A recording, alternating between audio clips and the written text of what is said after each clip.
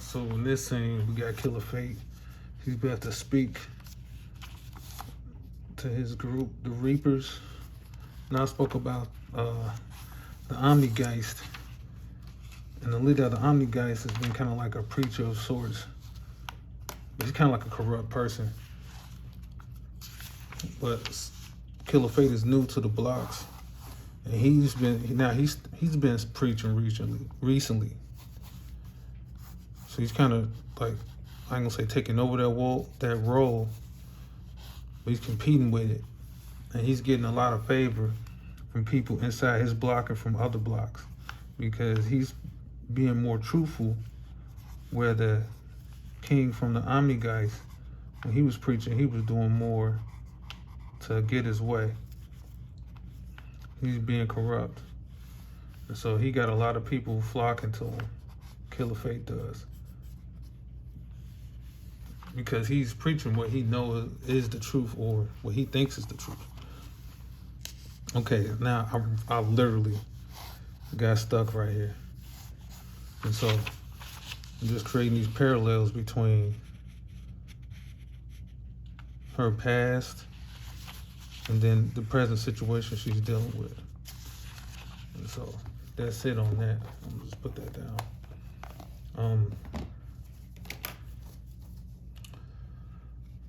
Other than that, and most of the night, this is kind of what I've been working on.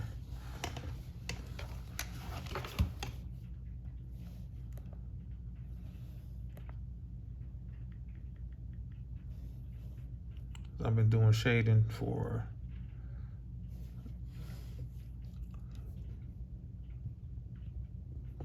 Hard Knocks, because I think I'm gonna just like put this out as kind of like a kid's comic. There's a lot of action in it, but it's not too bad. And then the resolution for the story has nothing to do with like a beat 'em up situation. It's more like a figure it out situation. And it's about support and friendship, and yeah, that's what we're getting from that. So I'm gonna see if I'm gonna open up another one and start putting the shading on it, because I'm gonna do this. Eventually all my stuff is gonna end up full color, but for now, as I'm doing the volume series and I'm putting multiple titles in there together, kind of like a showcase, and it's black and white, because that's just easier, and just so I can have like physical books in some type of rotation. And as we go along, then the color will kick in, and I might re-release a lot of that stuff in their own graphic novels, full color and whatnot.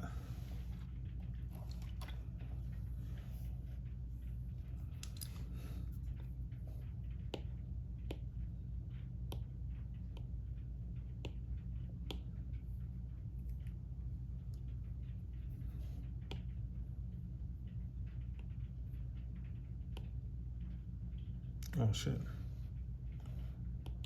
I don't know how I did that. Wrong layer. Add a layer. Wow.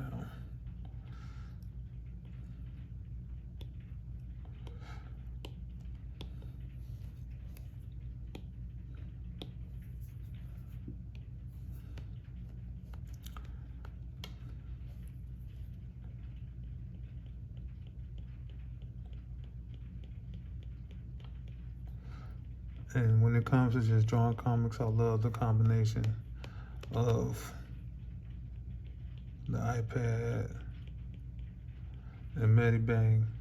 I swear I'm gonna keep praising Medibang until they give me a sponsorship. I don't know, it's just my favorite thing to draw on. I know it's not the most powerful thing or the most detailed thing, but it's just, I don't know. I've always been one to do more with less, even before the digital age, and it's just the interface for me, because I can just go in. Ever since I found Medibang, I was just able to pick it up and just go straight to work. And yeah, there was still stuff to learn on how to figure out stuff, but everything just so easy to find. It's not like Photoshop or what's the other one? Clip Studio. Or you basically need to go to school. I mean, you could figure out Clip Studio a little bit, but you gotta do tutorials, things of that nature. And for Photoshop, you really need to go to college. Like, if you really want to master Photoshop, and if you do graphic design program at any college, all they're gonna do is just teach you the Photoshop suite. They're gonna teach you everything in InDesign, Illustrator. That's all they're gonna do. Because that's what all the professional companies use, is the Adobe suite. So that's all they would do. I mean, you can save your money and just learn it on your own, but it still might take the same amount of time. So, and then you get the degree with it. So it makes more sense just to go to school if you want to be a graphic designer. I mean, I see a lot of artists like doing comics, and I can tell that like they're really just graphic designers, like, because they clean up. Their graphic design skill is amazing versus their ability as a comic book artist is amateur, but they cover it up with great graphic design skills. So that's an interesting situation.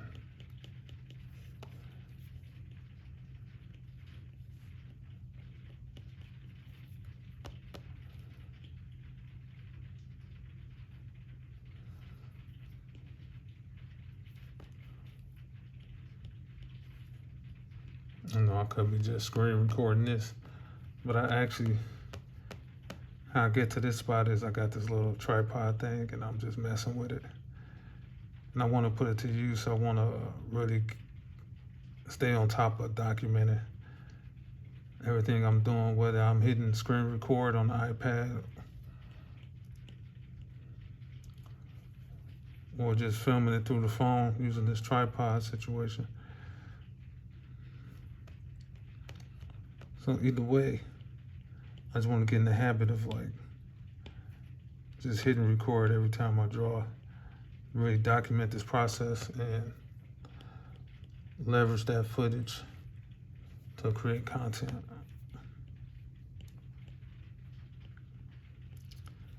Because the more I go, the more I realize the level of content I need is great.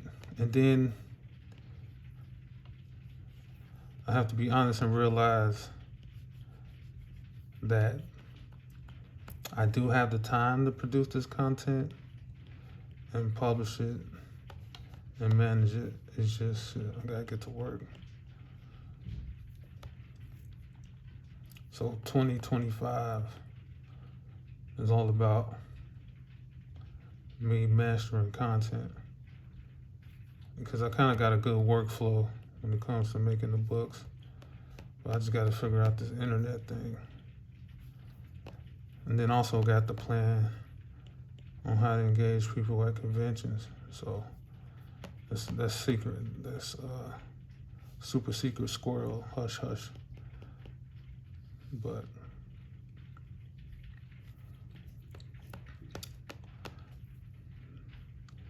this year is all about execution.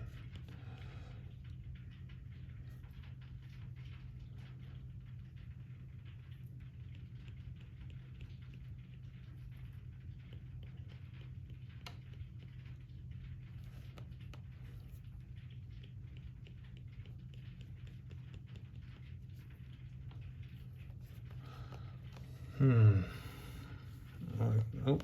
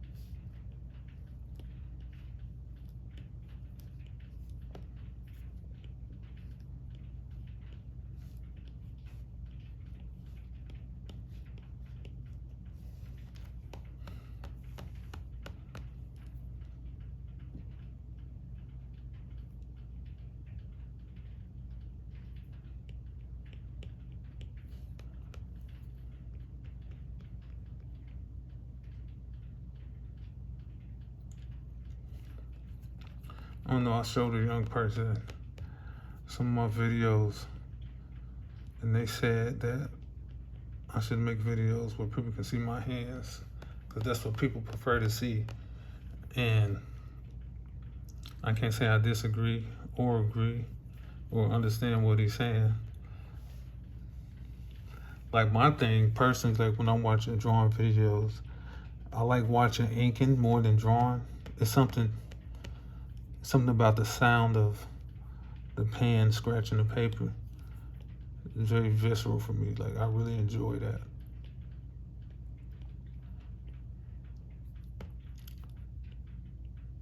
So I watch a lot of the videos I watch as an artist. It's more inking videos than drawing videos. Especially like certain manga artists, off branch, not main guys, but manga artists I come across on TikTok, and I come across that live, and I'll watch that live for like 20, 30.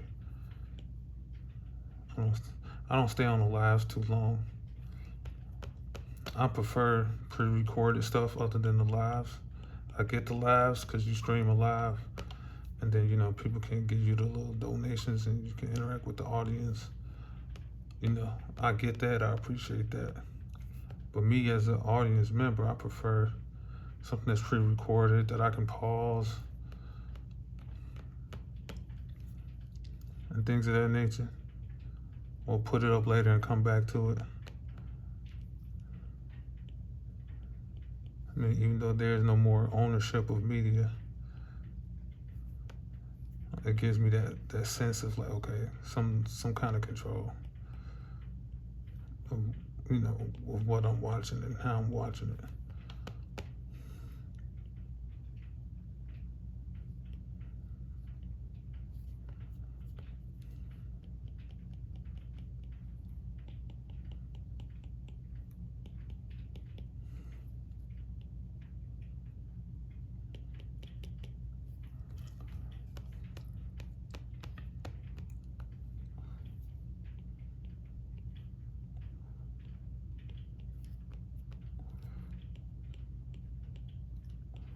And that's what I miss about drawing on the screen. It's like there's no, I won't say tactility. I don't know if that's not a word. I don't know if it is.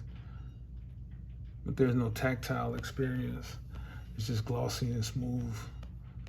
You know, I want to feel the resistance of the paper.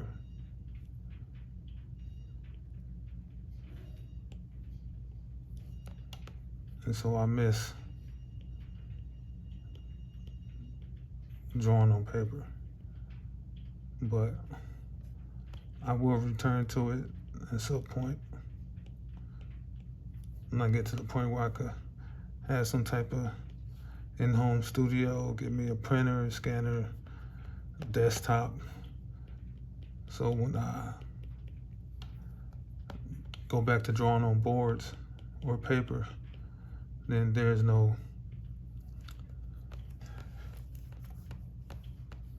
runaround when it comes to figuring out how to get things scanned and put into the digital world. And I will still color digitally in letter.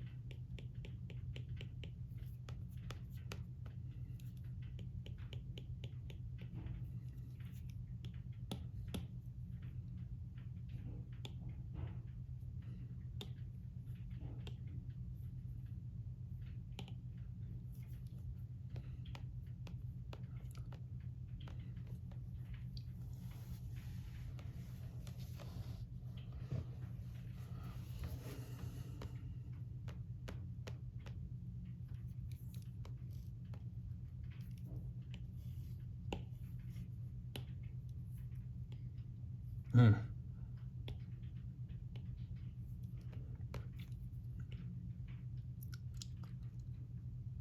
So I like to really focus on,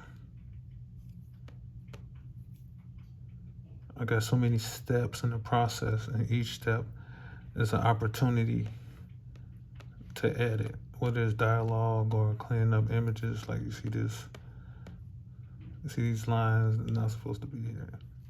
And I thought I got them the first time, but now that I'm putting on the shading, it's my second opportunity. And that's why I don't do one page and I don't go, okay, sketching, inking, shading, coloring, lettering, all on one page at once. If I do sketching, I'll sketch out the whole thing. And then I'll go back in, then ink the whole thing, then shade the whole thing, and then letter the whole thing. So that process gives me opportunity to do some editing. Because then once I put it down, then I go back in, I'll see, okay, I missed that. I missed that.